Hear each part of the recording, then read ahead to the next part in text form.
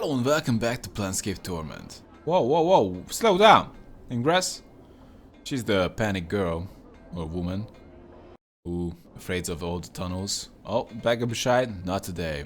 So we need to go back to Sharegrave, who wanted to know where do Pharaoh gets all the corpses, and we actually found that one out. So we should take credit for that.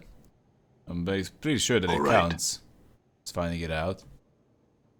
The man nods in the slightest greeting. Have you done what I asked for of you? Found out what he's up to? What? I found it out! He's getting it from the... Not yet. Never mind that. Leave. Alright. Never mind that. Wait, we didn't find it out? Well, I guess we didn't find it out. I guess he's not getting the bodies from the catacombs. Also, he's dead. Oh yeah, we saw the video that he's now dead. Alright. That is kind of maybe the cue to go back and check out what's up with the old sword. But I wouldn't mind if I got some ways, because I'm just finding these spells. Look at that. I have 5 spells here. And possibly someone else can do spells as well, but I should definitely be able to do some spells, but there's no way to do spells. And Porphyron can teach you how to be a fighter, and some other guy can teach you how to be a thief, but no one can teach you how to be a mage, so possibly missing that one. Anyway, we definitely need to head down. I'm gone. And, well, when we're ready in this hive area, you should probably just head down and check on good old Farod. And most importantly, I need to find the pry bar to I'm gone. I don't know, help out the face. Perhaps most importantly, but that's also very important. Should not be forgotten. So we need to find a trader. I believe I had a pry bar, possibly a crowbar.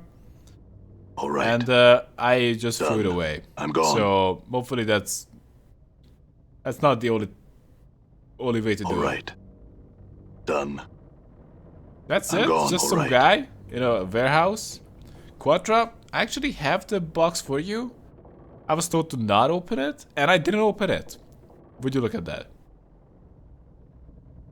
Moving from box to box, this man seems to be totally immersed in counting boxes and scribbling results down on a piece of parchment. He looks annoyed as you interrupt him. What is it now? Can you see I'm busy taking inventory? Go bother someone else. I was told to deliver this box for you. Well, why didn't you say in the first place? Let's see what you've got for me. I'm sure it'll need to be inventoried. Mart told me to give this to you. As you hold the box out for him to take, Quatra's expression turns from one of interest to that of intense horror. No, please, get it away from me.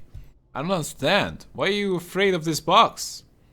I said, get back, deaf, evil. I had to dupe Mark, couldn't take it anymore. Please, take it to Brasken. He lives southwest. Hive, me, no. Apparently, the sight of the box is just too much for him, as he runs screaming from the building.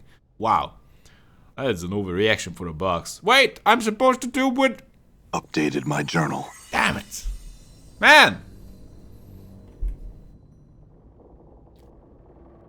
Should I just check out the box? Or just give it to the other guy? Maybe I want the other expression. Okay, what else we need? I kind of want to head there, but also I want to check out this smoldering corpse bar. Because it's in the middle, but we didn't check it out so far. Oh. July? I believe we ought to talk with them. Ooh. Ignos? You're a bit of an attention hog, aren't you? Drusilla? What's up with the corpse in the middle? This woman with fading bruises on her face and arms and a look of despairing longing in her sunken eyes. She might have been pretty once, but those days were long ago. She turns slowly to face you. Life pours into her features, and the spark of sardonic light that dances in her eyes now makes you wonder if your eyes were deceiving you. Welcome to the Smoldering Corpse Bar. Scared man. Who are you? I'm Drusilla, and you must be clueless. Don't ask me how I know that. It just shines off you. Clueless? I think not. She smirks at you then, and her bruises seem almost to fade. Whatever you say, dearie. Whatever. I have some other questions. Hi, traveler. What is it you seek? What can you tell me about this place?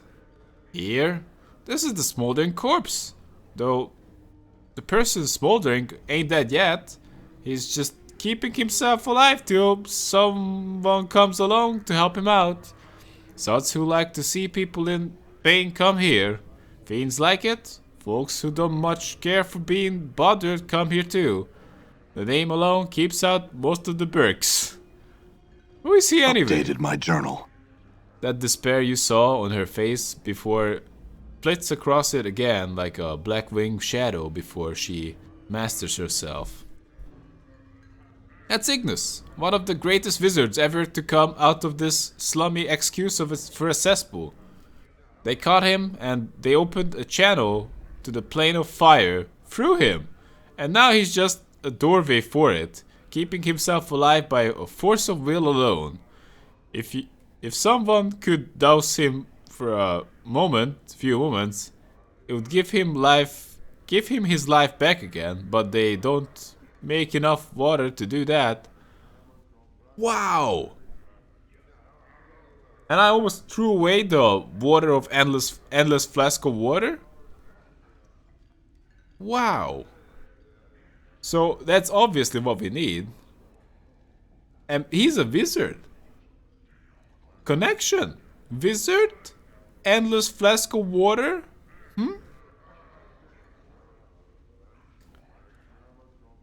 What about this decanter? Ward has it. It is endless. Yes! Use that on him and he'll be sure to come free. Oh my Ignis, I await you. She pauses for a moment, red in her eyes. Do you know the command word? No, not yet. Damn it! Then go find it. I implore you. She tugs on your sleeve. Her eyes have taken a frantic sheen of madness. I will. I need some answers first. It needs a command word? Never you free Ignis. As soon as I can get this to him, they say the decanter holds an endless supply of water. Yes! Use that on him and he'll be sure. Come on. Okay, fine. But just chill, woman. What can you tell me about this tavern? It is the prison for my love. Yeah, I kind of figured that out. So, the place where they have kept him cruelly bound over the centuries. The place I have come over the decades to commune with him in his fiery torment. It is the place that has driven me to live beyond my years and beyond my means. I hate this place. Very well. Any other questions? See you around. So you're just not keeping him around as a joke. Wow. Looks like a lot of named people are around here. Wow, everybody's named around here. Oh? Wow. Okay. A lot of talking. Kendriam? You see a soft-looking man with gentle, far-steering eyes. He dresses in supple leather clothing and carries various implements of use and destruction about his body, such as ropes, spikes, tinder boxes, and empty vials of air. He looks half gone, literally. There's an insubstantiality to his existence, as if his essence had been partially leashed away. He focuses those eyes on you, and suddenly you find them gripping and determined. Greetings to you, oh seeker. Greetings. He carefully sets down the mug he's holding and gives you all his attention. I've seen the far reaches of the multiverse and returned to tell the tale. I've walked upon the bodies of dead gods and spun moonbeams in the astral ahead of 1,000 shrieking Githyanki nights. I have passed the edges of existence and watched my essence shiver away before me. What is it I can do for you? Well, you're a bit of a show-off, aren't you? You could have just said, hey, I'm Kandrian. I have some questions for you. Perhaps I have answers for you. Speak, and I shall tell you. I met a woman named Ingress with very bad teeth. She said she had come through a portal from some world that was opened by a tune near 2 crossed trees. Can you get her home? Wow, that is... Oh yeah, this is exactly what we want this show-off to do. maybe not open up with that. What are you doing? Looks like he's just having a good time. What are you doing? I'm fresh back from negotiation. I'm trying to restore my essence before it slips away from me altogether. Negation? What do you mean? His eyes cloud over. I went to the inner planes to discover my true essence. I made the mistake of visiting the negative material plane in order to understand my body's urge to decay and the cycle of death in life. I know myself protected against the ill effects of the plane with my magic, but I was wrong. The blackness of infinite nothing pressed on my soul, and I was beset by shadows that sought to snuff out my very soul. I lost my way for a time, for eternity, and nearly lost my existence. I could feel my essence falling away from me, and am even now half gone. And will I return? How did you survive? Updated my journal. How did I survive? He smiles tightly. With a piece of nothing that held back the nothing. Nothing can stop nothing, you know, and so I carried nothing in my hand to protect me. Do you plan to journey to the ultimate negation yourself? You have the smell of desperation about you. So I make you this gift. Hold it in your hand when the shadows press in, and hold it, and it should protect you and your friends somewhat. Should they remain close to you, He presses you a small black token that looks as if it has no dimensionality at all. Thanks. Tell me more about the planes. You would know more of the planes? Ask. I shall tell as best as I can. Would you hear of the outer planes, the prime material, or the inner planes? What's the difference? Wow. The difference is true essence, Seeker. The inner planes are matter, substance, true physicality. They are the building blocks of the multiverse. For it is from them that all belief in elements springs. The inner planes filter through the ethereal plane, the plane of potential. Some say, which forms the elements into the worlds of mortals. Once past the ethereal plane, one reaches the prime material, where exists all matter of mortals and monsters and myths and machines. It is there that belief is born, and there that the spirits that create the outer planes, mental energy itself. It is in all things and in none. It is paradox, among other things, and it filters spirits into the great ring. Do you comprehend so far? You got more? I'm not sure. I might need the recap on that. I'm not sure. The inner planes are substance. They create matter. They lead the prime material plane, which is life and death and the birth of thought. The prime leads to the other planes, which are belief made solid, where thoughts are given form. Is that easier for you?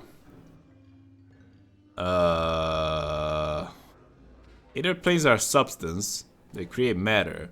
They lead to the prime material plane, which is life and death, and the birth of thought. Inner planes is substance. Prime material plane is life and death and birth of thought. Prime leads to the outer planes, which are belief made solid, where thoughts are given form. So inner plane is matter. Prime plane is life and death, life and thought. And the outer plane is thoughts given form. What would be a good way to call that? Thoughts given form, like all the nightmares. All the nightmares exist there. But I kind of get it. Okay. Yes, go on.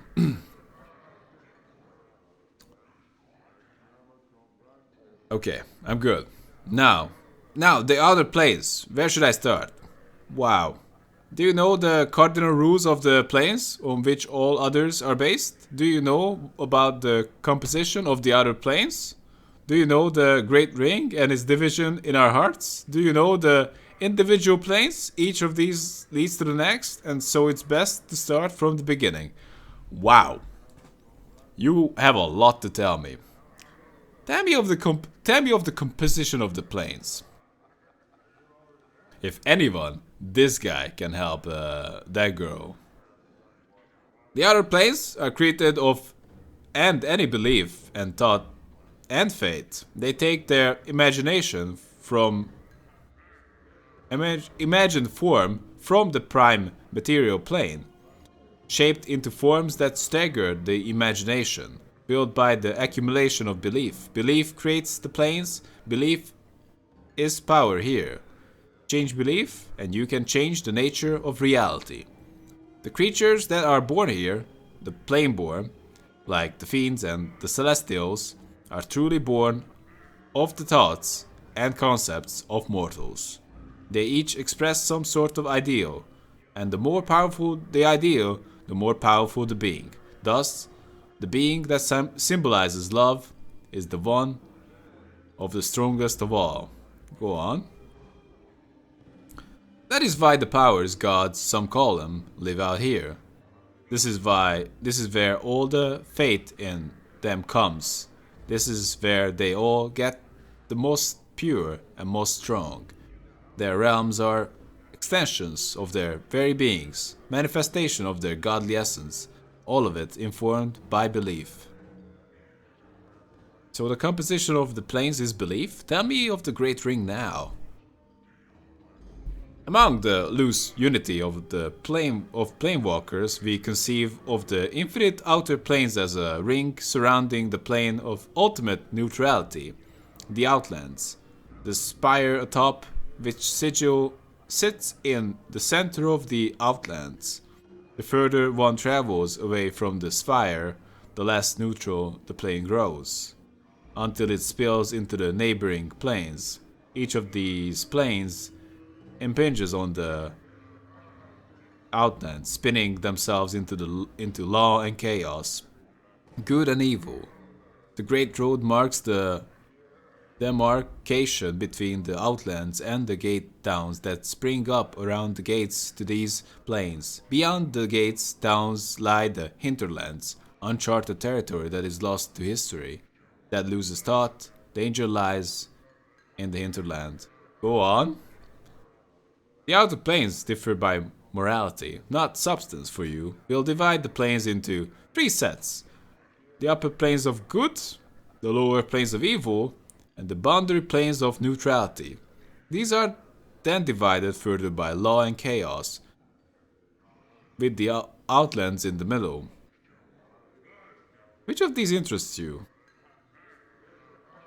I suppose the boundary planes. There are 2 boundary planes to my mind. Wow. And they are all diametrically opposed. One of them, Mechanus, is the very essence of law. A place where beliefs fit together, interlocking, turning in a massive machine that is the entire plane. Some folks would have it. Some would have it that the gears of Mechanus are the engine that drives the planes. The other plane is Limbo. A swirling morass of chaos that follows no rules, none. And just when a body thinks he's classified its behavior, it goes and changes on him. Or it doesn't. You just can't tell. I was in limbo not too long ago. Tell me of your journey. He closes his eyes, remembering. I had a Gitzerai guide with me, an anarch who could shape the illogical matter of the plane into forms of his desire. We had fought off the hurrying of the Sladi, the chaos creatures who called that plane home. It seemed there were more than usual, but then one can never tell what's usual in limbo. But I digress. In the midst of all this chaos, we came across a series of huge metal interlocking cubes, like some sort of puzzle box. It wasn't something we had shaped, consciously or not, and we couldn't find a way inside. It was like a bastion of order within the confines of disorder, a seed of law. This is the best I can explain it. Tell me more about the planes of the Great Ring. Updated my journal. Which set of planes do you want to hear of? What about the Outlands? The Outlands are absolute neutrality. Probably the best place for a body to visit in the outer planes outside of Sigil. If you don't wanna have a plane's morality forced into your heart, everything balances out in the Outlands as it should be. For the plane that sits at the center of the outer planes, Power's realms are scattered about here, and there are a handful of gate towns that open into the rest of the outer planes. The gate towns usually mirror the philosophy of the plane their gates open onto, and if the balance of belief isn't kept in the town slips into the nearby plane. It's a bad situation for everyone, because few of the folks in the towns really want that change, but enough of the outlaws want more, would you know? But enough of the outlaws, what more would you know? Well, wow. You really love talking, man. Let's go back a few steps to the overview. Tell me more of the planes in general. You will know more of the planes? Ask and I shall tell as best as I can.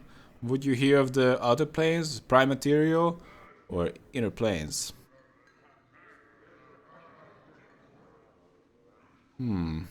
So inner planes is matter, prime material is thought and life, and outer planes is thought come to life. Basically. That is with my words. And he's kind of missing his soul. He's just traveling way too much. We kind of know enough. At least for now. I think we have enough for now. No, I have some other questions. So this guy is definitely ready to help that woman. I met a woman named Ingress with very bad teeth. She said she had come through a portal from some world that was opened by a tune hummed near two cross trees. Can you get her home? He pauses briefly, thinking. I know the portal of which you speak, though. I have not traveled it these 30 years gone. I will take her home, Seeker. Go tell her to await my arrival. Then meet me back here. I will tell you if I was successful or not. Thanks. Thanks farewell. Updated my journal. Seriously? Wow. That was awfully convenient. So he actually knew what portal was that. Sadly, that woman just completely insane right now. Hopefully she will appreciate it. Hey, Ab Creekneys? Hey. You see a slightly stooped old man with a full grey beard and a lion's mane of grey hair. He wears a couple of shoulder guards as armor, and he keeps a helmet nearby. He smokes a pipe and carries a pouch of tobacco around his waist. He looks pretty strong, but he's a little plump and also appears to have some sort of breathing trouble. Well, now aren't you a sight, lad? Never have I seen so many scars blanketing a fella, like the scar cloak you're wearing. Where you been? Hanging out in the grain thresher? Oh, I'm just testing you, lad. No offense meant, I hope no offense taken. I'm Eb. He extends a hand. Greetings, Eb.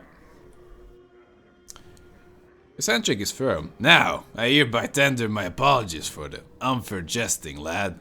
Hope no hard feelings. Can I buy you a tankard or two, something to smooth any ruffled feathers? Why not?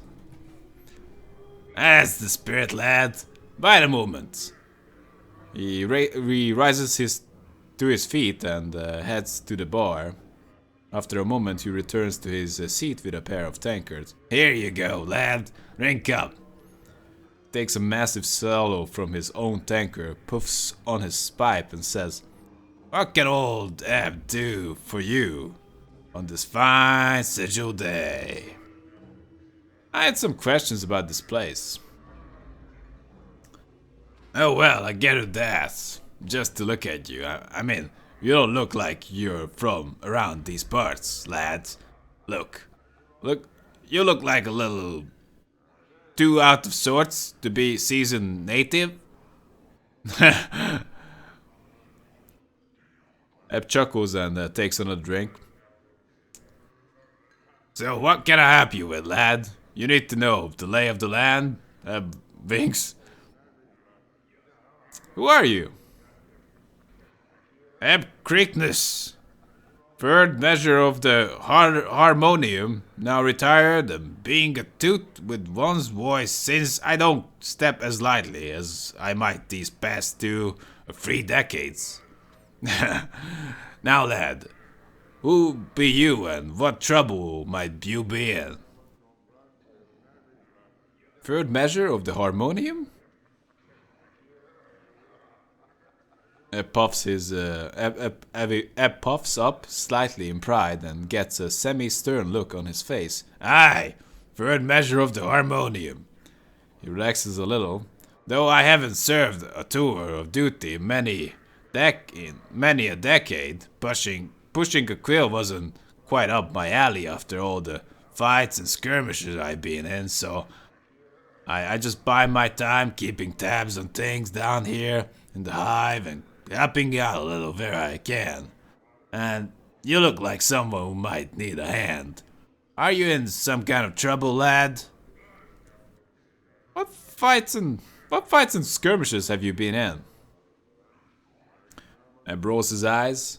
More than I remember, lad. Well, almost. More than I can remember. Leastwise. I did on an old 2-log tour in the Blood War. That internal muck-up war of lies on Terras. Far too many years in the Black Centuries War. Ed begins to tick off the wars on his finger and counts silently to himself. Hey, then there was the Three Plains War and many others. I even took part in the Harmonium War of Liberation. Oh, towards the end there, I was also in the Sigil City Watch. Some could argue that was the most dangerous of them all. The mention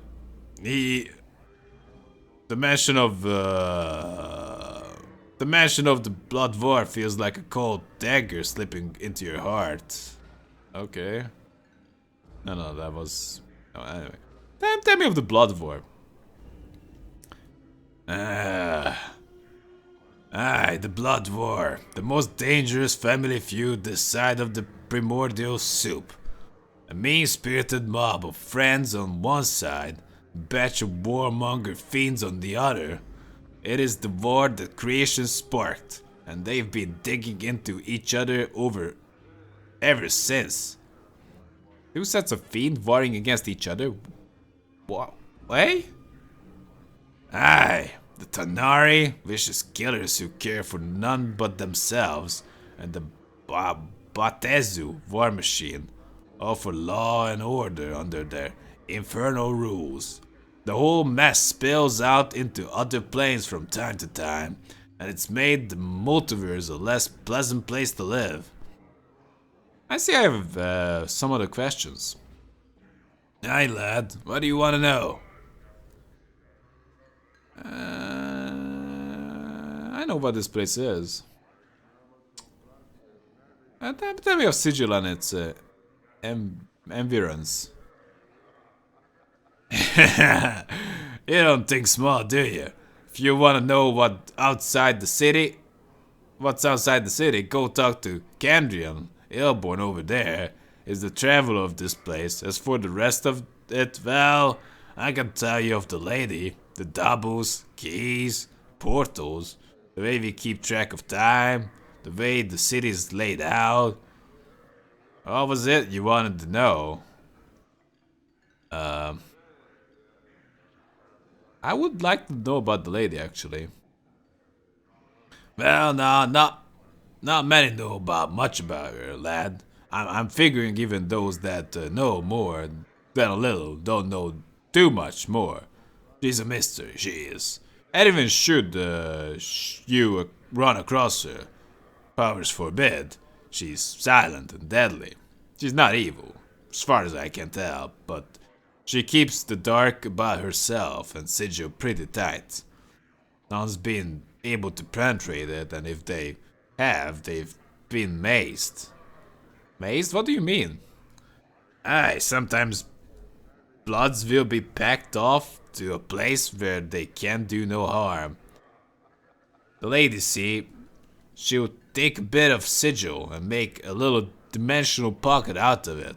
A maze. She places those that have crossed her in there and lets them rot. That puffs his pipe.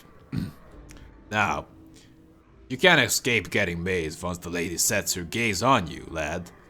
She'll get you eventually, no matter how hard you try and dodge her. You'll be walking down an alley, or about to step through a portal, or take a left turn down a street you've gone many full times before, and suddenly you're someplace you don't recognize. Now, mazes aren't escape-proof. There's always a way out of each one. A portal the lady places there. You just have to figure out where and is how to use it. I have some other questions about Sigil. I gotta know about the doubles. Sigil's time? How about that? The way we measure time in Sigil by the brightness of the sky. See, we haven't got a sun and the moon like most worlds. We just got this everlasting haze that brightens and darkens at regular cycles. What most folks call midnight, we call anti-peak. What they call noon, we call peak. See, it's based on the peak and anti-peak of the brightness. So, when someone says something about 5 hours past peak, that's what they mean. Oh, that's fair enough. Pretty good. Now, what about the city layout? It's very particular. Woo! Let me wet my tongue. He takes a pull from his town card. The city floats above an infinitely tall spire. The spire. It lies on its side like a discarded wagon wheel, but there's no spokes that connect it to the spire. It's divided into 6 wards, each of them with its own function. Right now, you're in the hive. I think the purpose of the hive is to be squalor to the rest of the city's grandeur. The factions, philosophical clubs, or gangs, if you prefer, divide up the running of the city between them. Were you in a faction? Go on, actually. The city's called the Crossroads of the Plains and the City of Doors and the Cage. It's got a portals to all of creation, they say, and all manner of beasties come through here and to trade. Go kip or hop from one place to another. Now, that's just the quick version, lad. You have to experience the place for yourself. You mentioned something about portals? Sigil called the City of Doors for a reason, lad. There's portals everywhere. Portals are, well, like doors that lead across the multiverse. Except they don't look like doors. It's that they can be any bounded space. Window, door, pothole, picture frame, barrel hoop, spaces inside scaffolding, a wardrobe. Each could be a portal, waiting for just the right key to open it, take you someplace in the multiverse. Now, keys.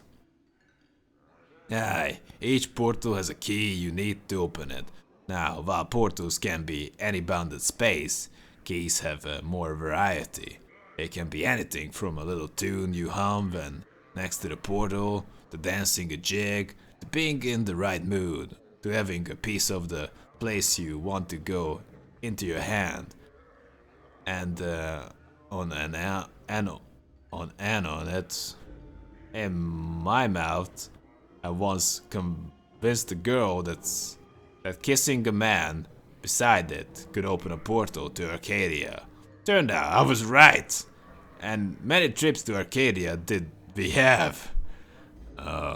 Many portals probably have never been found. There's some you can uncover just by asking people and getting the right key.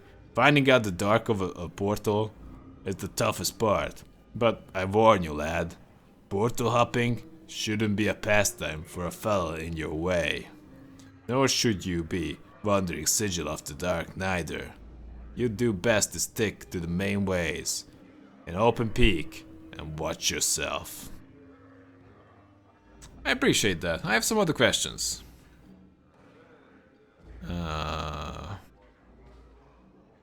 You told me about that. Actually, that's alright. Thanks for that. That's very handy. So you guys know a lot. Who would have guessed? Candrian and Ebb, Creekneys know a lot. Elise and Barkus and Earquicks. You see a trim, muscular man dressed in clothing that is comparatively drab and mundane compared to the most of the outfits you see in the city. He carries himself with an air of supercilious arrogance. He also looks dramatically out of place. "What do you want?" he asks. "Who are you?" "I'm Elise, warrior of renown. Surely you have heard of me." Yes? Alas, not everyone here is entirely ignorant. I shall allow you to buy me a drink, and then we can trade stories. I shall regale you with my latest adventures, including the tale of how I came to this most wondrous, dismaying city. I can hardly wait. First, could you answer me some questions for me? What knowledge do you seek? Who are you? I'm Elise, warrior of renown. Surely you have heard of me. Yes, of course I have. At last, I kind of... Who are the patrons of this tavern? I have met only the elderly Ebb Creekneys, who have been instructing me in the ways of the city and the plains. My fool's spell must have catapulted us far across the world, for I know of no plains near our former location. Plains more of a uppity knight. No, plains, as in planes of existence. They are planes of the imagination, of thought and belief. They are not physical prairies of grasslands, but other dimensions. You know, just worth saying. A look of confusion passes across his face. Oh, I understand. What the old man said is starting to make sense. Excuse me, I must think this over. Farewell. What? Elise? Can we talk? What can you tell me about this place? I do not know. When I arrived here, I realized I need a place to regain my bearings. I imagine my shock at discovering that even a simple tavern in this part of the world is populated by the eccentrics and crazies. I have truly been transported to a madhouse. Where are you from? I come from the city of Aliburn, on the river Tame.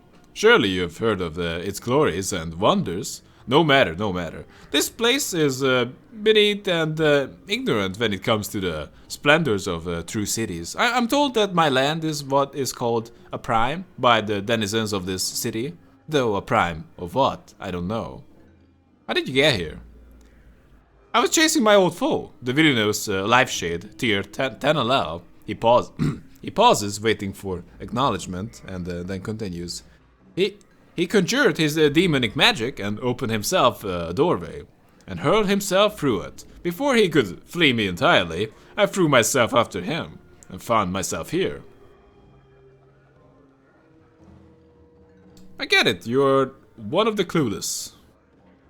He bristles, reddening, and his hand clutches convulsively around the hilt of his sword. Clueless, is it? I take offense to your words, Sirrah, and bid you farewell, in hopes of that we should never cross paths again. He turns away from you, still flushed with pride and rage.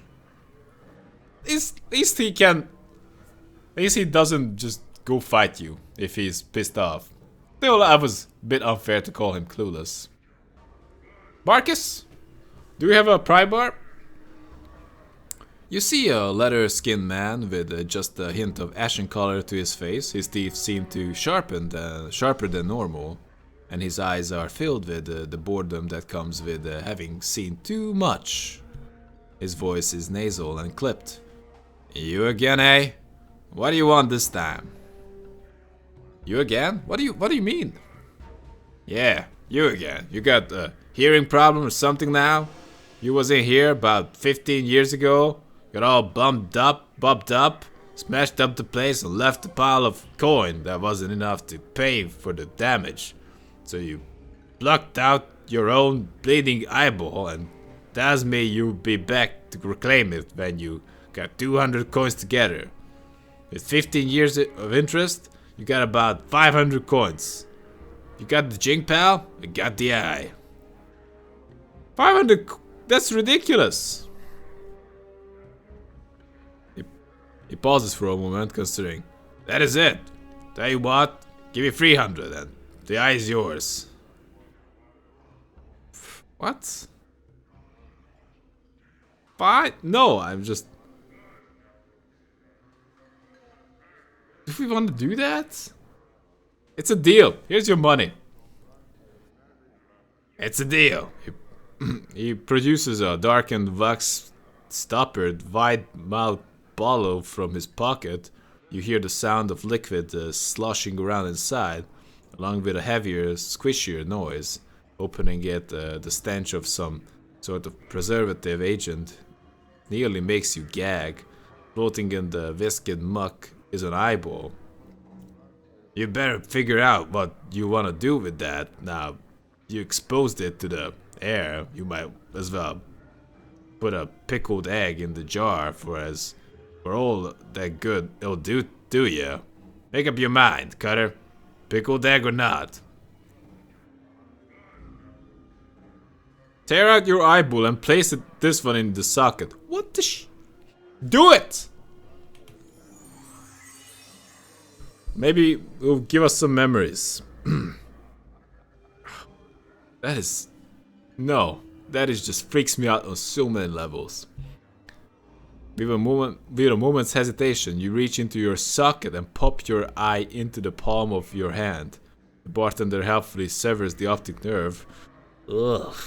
And directs your hand to the jar of goo that sits on the jar. You deposit your eye in the preservative, wrap your fingers around the old one, and slide it into your empty socket. The pain of this entire operation is incredible! No, you don't say. After a moment, though, you can feel the optic nerve reattaching itself to the new eye. Suddenly, you are hit by the flash of memory. Absorb it! That's what I wanted. Memory flash, a vast expanse of chaotic, ever-changing wasteland stretching before you. A group of humanoid vultures plummeting toward you, cruel weapons ready to strike, and your own shining blade clutched tight in your fist. Memory flash again. Three thoughts surround you, in the colors of an enemy you can't quite place. Long daggers glisten in their hands. and the light glints cruelly from their exposed teeth. You glance at your scarred hands and know that soon they'll be covered in blood. A memory flash again. An enormous frog-like creature comes bounding over, through, under chaos stuff, headed to you with a mouth full of teeth. You hurl your javelin through the shifting matter and pin the creature to a sudden stone pit. You have recalled some of your lost fighting skills. Ask more questions of Barkis. What? Proficiency points increase permanently. Hurry up, will ya? I got paying customers. Who are you? Me, I'm Barkis, owner and the keeper of this place. What is this place? Didn't you see the sign out the front? Didn't you see the Burke burning over this furnace when you came in? It's the smoldering corpse cutter. Best damn bub house in Sigil. At least it's the best damn bub house in the past. In this part of the hive, which makes it one of the best in Sigil. Hell, they got a fancy places with plants and such in the ladies' ward, and they got fiendish taverns salted around the rest of the hive, but none of them got the character of the smoldering corpse. I see. Tell me something else, will you? What can you tell me of the patrons here? I don't make it a point to interfere with the lives of the people who give their hard-earned jinkle as they ask me to. So, over there is Kandrian, Planewalker. He's a good one to talk about any planewalking questions you might have. It's been pretty much everywhere. Down there is Ebb Creeknees, an old harmonium basher. Don't hold that against him and the Toot. He's got a good heart in him. He knows the Sigil up and down. Them fiends over there are Algren and Tegarim. Word of advice, don't deal with them. They might be low rankers in the fiend hierarchy, but they're still fiends. Then you got Ilquix over there, not trustworthy, and some mercy killers looking for some poor sod. Dakon the Gitzerai is a mystery to me. Don't know much about him. You don't talk much. Finally, you're interested in earning some free bub? Yeah! There's a bubber over against the far wall, hanging about in the shadows, who's been trying to work up her courage to slip out without covering her tab. I want you to make sure she doesn't do that. You do it, you got a free bub here for life. I'll do it.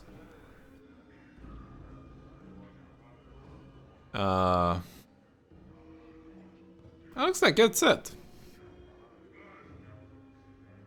I don't want something to drink. I want something to drink. Maybe you have something. What do you want? We got your basic beer for coin, bitters for 2, meat for 4. We got water straight from the elemental plane for 8 coins.